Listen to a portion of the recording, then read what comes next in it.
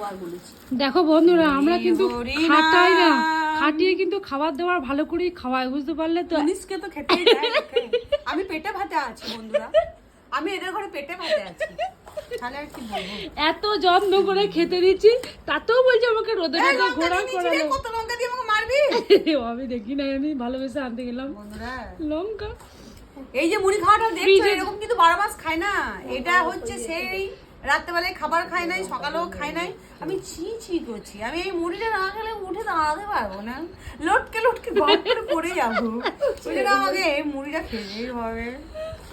ওই জন্যই তো দেখো কত তাড়াতাড়ি দেখো তোমার জন্য ভাইয়ের বউ কষ্ট কি করে করেছে রেখেছিলাম। বুঝতে পারছি না, ঘুগনি না ছোলার ডাল না কি বুঝতে পারছি না। আর এটা মায়ের সোয়াবিনের তরকারি, আমি সোয়াবিন খুব ভালোবাসি। আর এটা কি করেছিস রে? ঘুগনি। এটা ঘুগনি করেছে, ঘুগনি, কিন্তু সব নিরামিষ। আজকের কোনো গল্প নাই, আসলে কোনো গল্প না এটা ঘরে।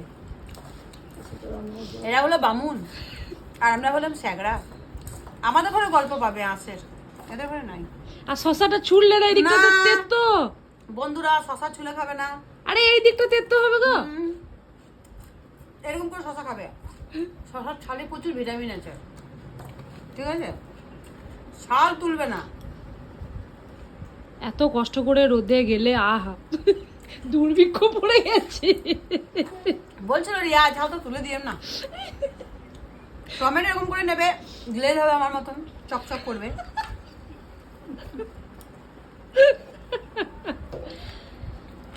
মা মেয়ে খাচ্ছে এত কষ্ট করে, পুজো টুজো দিয়ে এলো, মা বসে আছে পাকা করবো বলে, কিন্তু পাকা পায় নাই বলে মা পাকাটা করতে পারছে না মেয়েকে। তাতে আমার মায়ের আজকে উপবাস, একে তো শুধুতেই মাকে নিয়ে আমরা অস্থির, তাতে আমার আজকে এই অবস্থা। সব সময় ঠান্ডা রাখতে হবে। মা একটা জলের বোতল দিয়েছি, আমি আবার ফ্রিজ থেকে বার করে নিয়ে এলাম, আবার দরকার নেই। কোথায় মা রেখেছিল? আমি এই মাত্র বললাম, জলটা তুমি ভরেছিলে, আমি ফ্রিজে ভরে দিয়েছিলাম, কিন্তু সেরকম ঠান্ডা হয় নাই, মোটামুটি একটু নিজের পজিশনটা এরকম করে রাখবে বন্ধুরা, যারা ননদ আছো আমার মতন। পান থেকে চুল খোঁজতেই ঝামেলা করবো।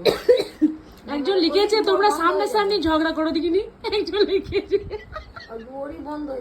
আমি ঝগড়া করতে পারবো, কিন্তু ও পারবে না আমার সাথে।